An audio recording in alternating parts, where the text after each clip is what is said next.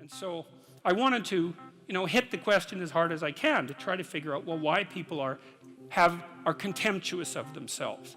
And there's plenty of reason, that's for sure. But the reasons do not justify the mistreatment of yourself. It's as simple as that. It's not a good strategy. And the next rule is make friends with people who want the best for you.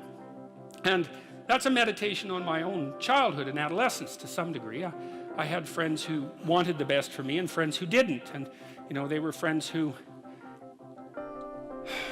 some of them were aiming up and some of them were aiming down. And if you have a friend that's aiming down and you do something that's aiming up, then they're generally not that happy about it, They try to top your accomplishment with one of their own, hypothetical or real, or put down what you're doing, or offer you a cigarette if you're trying to quit and you've kind of done that successfully, or a drink if you've been drinking too much and are trying to stop being an alcoholic, Or they're cynical and bitter and devoted towards no good. And sometimes that's family members too, and sometimes it's even part of you, But this chapter is an injunction to people, is like you have an ethical responsibility to take care of yourself, you have an ethical responsibility to surround yourself with people who have the courage and faith and wisdom to wish you well when you've done something good, and to stop you when you're doing something destructive.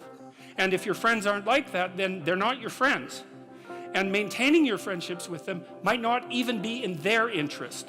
And so it's a tricky argument to make, because I'm not saying, whenever anyone's in trouble, you should, push them into a ditch and then give them a couple of kicks. That's not the idea.